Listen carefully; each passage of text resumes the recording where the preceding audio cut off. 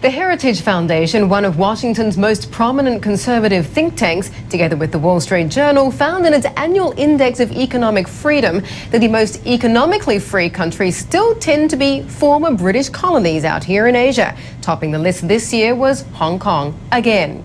Here to tell us more about the findings is Ed Feulner, president of the Heritage Foundation. He joins us now live in our studios in Hong Kong in a first on CNBC interview. Ed, it's a real pleasure to have you on our show. Tell us more about the key findings for 2008. Great, Mandy. It's great to be back on CNBC. The key findings are that once again, Hong Kong is number one. Singapore is number two. The gap is tightening with a few changes in terms of financial freedom. In fact, Singapore could easily overtake Hong Kong next year. Ireland has moved up to number three. Australia's four. New Zealand six. It was a reasonable year for economic freedom. This is the 14th year we've measured it. Worldwide economic freedom was about the same as the year before. But we're always happy to see that, in fact, again, this last year, more countries moved up than moved down.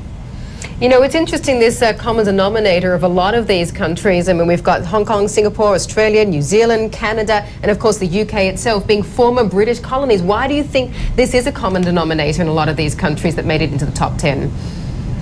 I think the tradition of the rule of law, transparency, lack of corruption, those all are part of that heritage that goes way back. Of course, you could even say that the United States, as one of the top 10, is also a former British colony, so there's seven.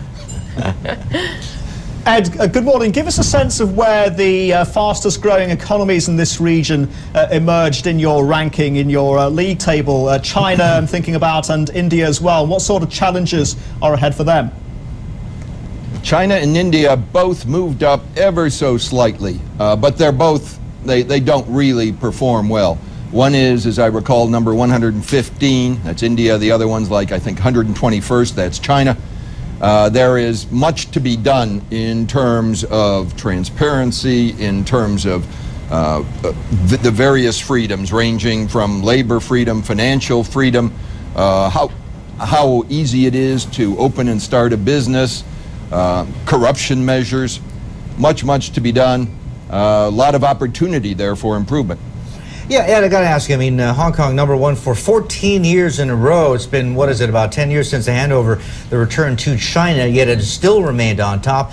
I mean, what does it tell you? Does it tell you that business and markets and everything else can function and very efficiently and very well, despite the fact there is very little political freedom in Hong Kong still? You're right, Martin. It has been remarkable to us. There have been some blips.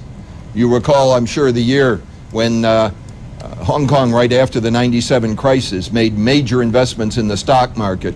We came out, we said, hey, our cutoff date for the data was June 30th, but if our cutoff date had been September 30th, boy, Hong Kong would not be number one because of their massive interference in the government, in the economy. Well, by the time the next year rolled around, sure enough, the tracker fund had been established and Hong Kong had reduced its involvement. So there are ups and downs, and again, it can change.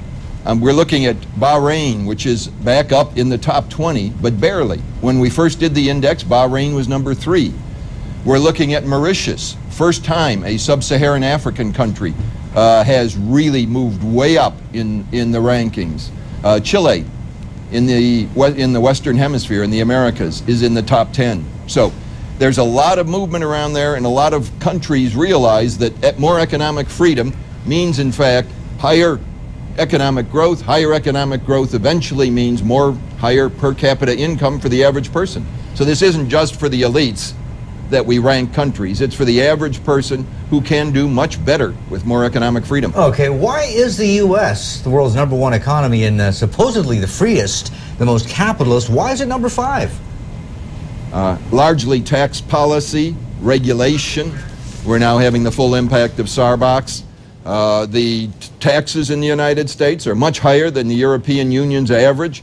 If, for example, in our own political system, if the Bush tax cuts are allowed to expire, the United States will fall very substantially in its ranking. All right, understood. Ed, great to talk to you, sir. Very useful. Likewise, Ed Feulner there, president of the Heritage Foundation, live with us from our studios up in Hong Kong.